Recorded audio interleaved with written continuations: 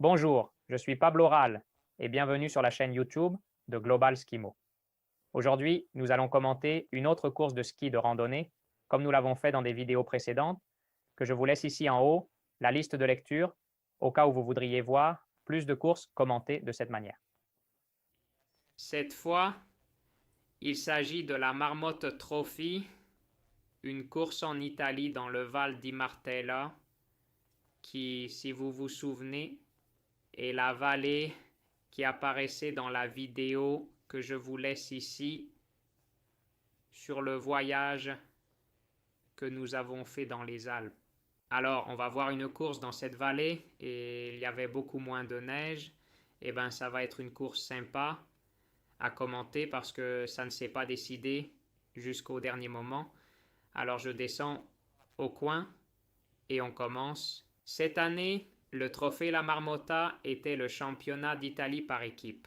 Donc, il y avait un bon niveau de couples italiens. Le couple italien le plus fort était Boscacci et Magnini, et tous les deux sont partis 10 minutes avant nous. Donc après qu'ils sont sortis, ils nous ont donné le départ, et il y a eu des gens qui sont sortis très forts. En plus, les gens courent sans aucune technique et se fatiguent juste après le départ. J'ai simplement fait les premières secondes un peu fort, et puis j'ai bien glissé car le départ était plat.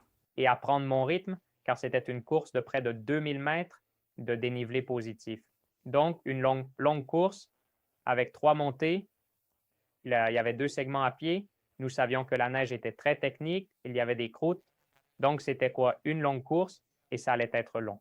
Au début, mes sensations en course n'étaient pas mauvaises. J'étais bien positionné, j'avais trouvé mon rythme et tout allait bien. Mais au fur et à mesure de la première montée, je sentais que les sensations n'étaient pas bonnes, que mon corps ne suivait pas, et j'avais l'impression d'avoir déjà explosé alors qu'on venait juste de commencer. Eh bien, il y a eu un moment où tout à coup, il y a eu un bouchon, parce qu'il y avait une section très étroite et technique. Et entre ceux qui trébuchaient devant moi et les Italiens que nous rattrapions déjà, même si j'étais parti avant, ils ont fait un bouchon là où je ne me plains pas, parce que ça m'a bien servi. M'arrêter, pouvoir boire de l'eau, me calmer, et dans le passage technique, avancer calmement, et c'est tout. Et là, comme je ne me sentais pas bien, moi, donc ça, je l'ai pris calmement, je savais que je perdais du temps, et ceux devant ne cessaient de trébucher. Mais ce n'est pas non plus un endroit facile pour doubler les gens, alors je pensais juste à ce que cette montée finisse et que je puisse descendre pour me récupérer.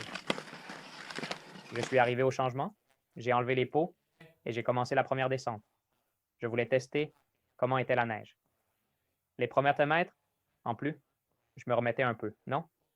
J'étais même à moitié étourdi, c'est-à-dire que les sensations étaient très mauvaises.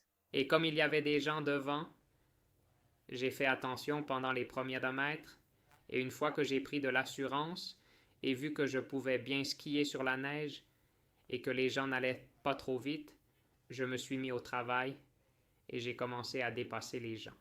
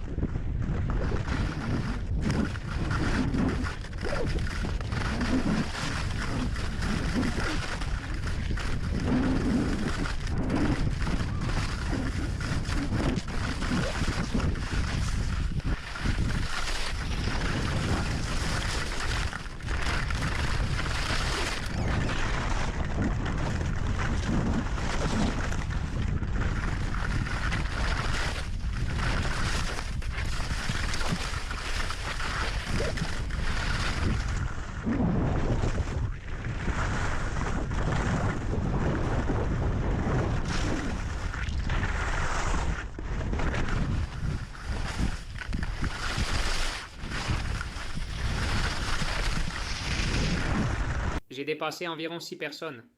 C'était une descente pas trop longue, mais où des écarts pouvaient te creuser. Et le dernier tronçon était une longue plaine qu'il fallait ramer. Je suis arrivé au changement de pot, super motivé, parce que j'avais bien descendu, j'ai fait le changement rapidement et je suis sorti en sprintant. J'avais récupéré mes sensations et lors de cette deuxième montée, je me sentais bien.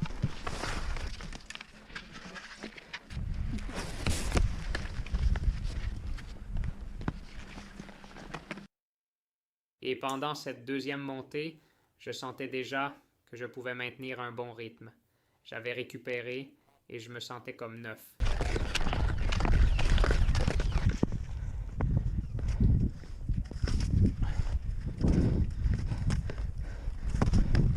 Dans cette montée, on faisait des zigzags, puis on continuait à pied. Et juste là, dans la cour, j'ai réussi à voir Jaime. Je ne sais pas si vous vous souvenez qu'en Allemagne, nous courions côte à côte. S'il me dépassait, je le rattrapais dans la descente, donc c'était une bonne référence. Je l'ai chronométré et j'ai vu combien de temps je mettais à passer ce point. Et j'ai trouvé qu'il me devançait de 3 minutes, ce qui est une différence. Difficile à découper. J'ai continué de monter.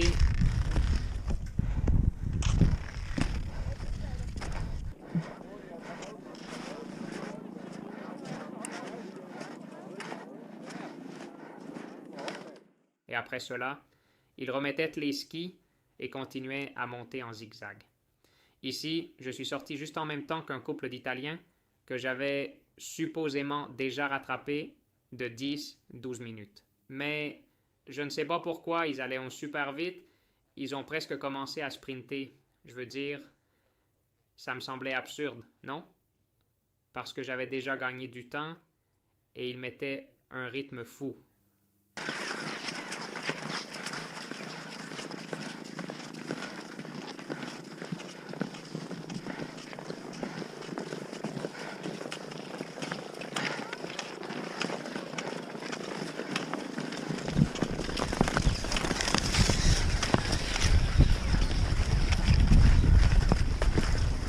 On a continué à monter et à la fin, j'étais plus ou moins avec eux tout le temps parce que dans les sections techniques, je les rattrapais. Et on est arrivé en haut, pratiquement ensemble.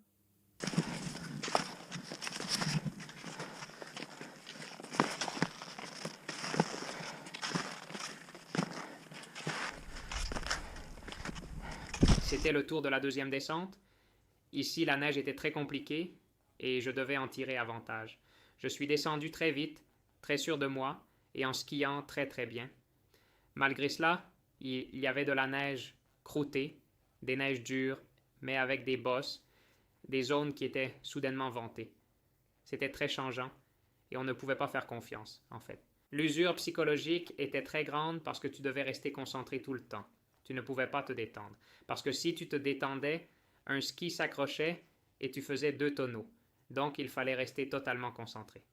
Je me disais, Pablo, concentre-toi, concentre-toi. Et en plus, c'était de longues descentes. Ce n'est pas non plus que tu enlèves les pots et descends.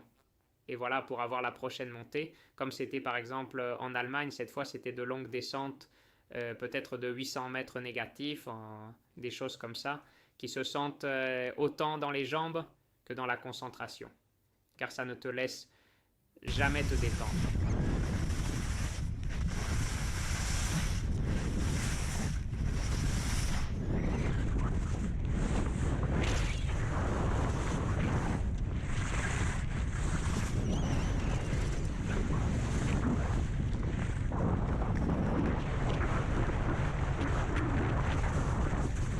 Après un autre tronçon de plat, nous avons atteint la prochaine transition pour mettre les pots et juste là, j'ai vu Jaime à nouveau et j'ai pu reprendre le temps.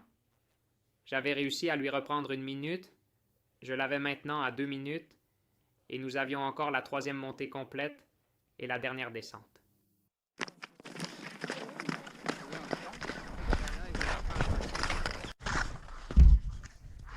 Regarde ce qu'il y a maintenant, ces virages en Z. Et regarde ce couloir, super cool qu'on va faire. J'ai retrouvé mes sensations et je vais mieux. Allons-y. Presque fini le couloir avec une pente de 45 degrés.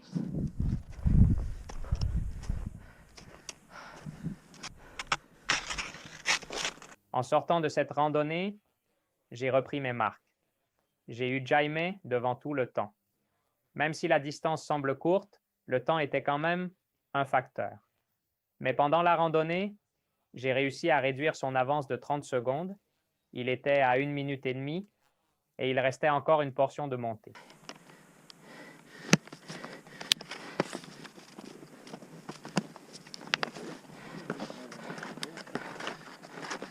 En plus, je voyais qu'il était déjà fatigué, mais pendant ce dernier effort, j'étais tout aussi fatigué et le temps ne diminuait plus. Je prenais des repères de temps en temps et il n'y avait pas moyen de le rattraper. Nous étions tous les deux épuisés.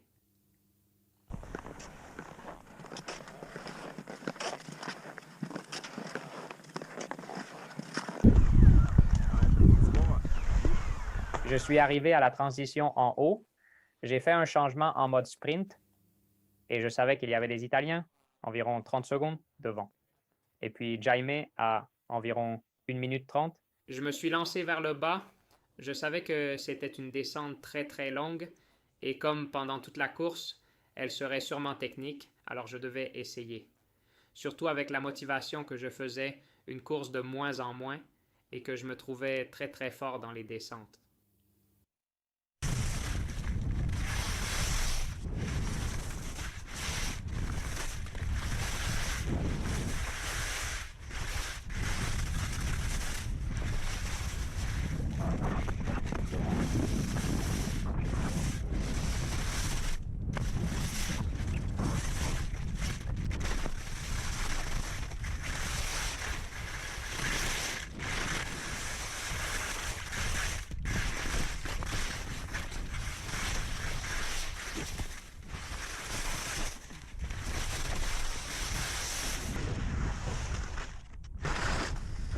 Le début de la descente était super cool. C'était comme descendre une grande arête et il fallait bien jouer en grimpant ici et là.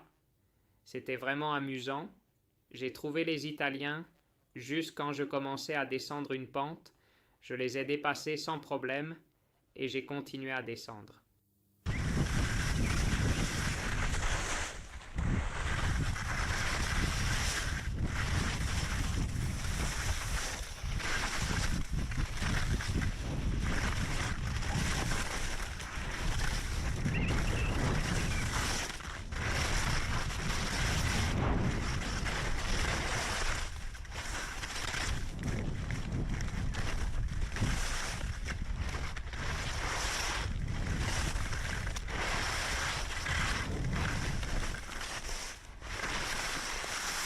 Et tout d'un coup, dans la descente, ils mettaient les drapeaux dans un couloir avec d'énormes baignoires.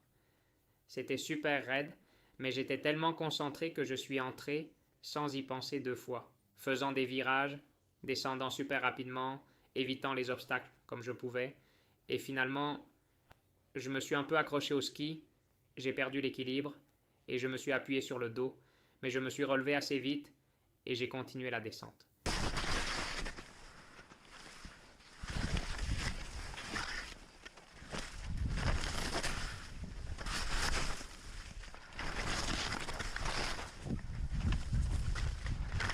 Je commençais à voir les arbres, et cela signifiait que nous n'étions plus très loin de la destination. Et cela m'énervait de ne toujours pas voir Jaime. Et quand on commençait à voir la forêt, cela signifiait que nous étions déjà très proches. Alors j'ai continué à descendre à travers la forêt, très très fort à ce moment-là. Et je me souviens que j'ai réfléchi au grand niveau de descente que j'avais atteint cette année.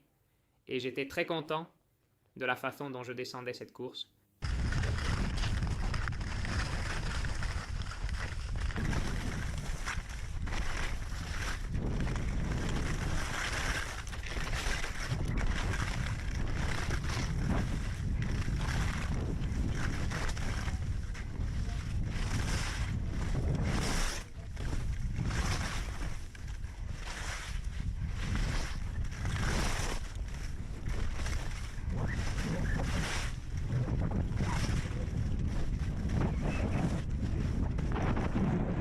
Et je suis allé dans la forêt en étant concentré. j'espérais pouvoir me retrouver à un moment donné. Et soudain, en entrant dans la forêt plus dense, j'ai soudainement vu qu'il était devant moi. Avec la vitesse à laquelle j'allais et celle à laquelle je descendais pendant toute la course, cette fois, je ne me suis même pas mis derrière lui. Cette fois, c'était un dépassement de Formule 1. En fait, je pense que j'ai sauté juste par là. Un petit saut à franchir, enfin, je suis passé en flèche et nous étions presque arrivés. En plus, dernier tronçon, je le connaissais parce qu'on l'avait fait en descente pendant l'échauffement, mais j'allais très très vite. Je montais les murs jusqu'à un moment où j'ai failli tomber et heurter des matelas qui protégeaient les planches de bois. Mais ce n'était pas encore fini. Comme c'est devenu tendance dans certaines Coupes du Monde cette année, on ne franchissait pas la ligne d'arrivée directement. Il fallait d'abord faire une transition, mettre des pots et remonter un dernier petit tronçon. Donc nous arrivons à la transition et il y avait juste des gens, 3 ou 4 personnes. Nous sommes allés tout devant, nous avons fait un changement très rapide et nous avons sprinté et finalement nous avons dépassé tous ceux qui étaient à la transition.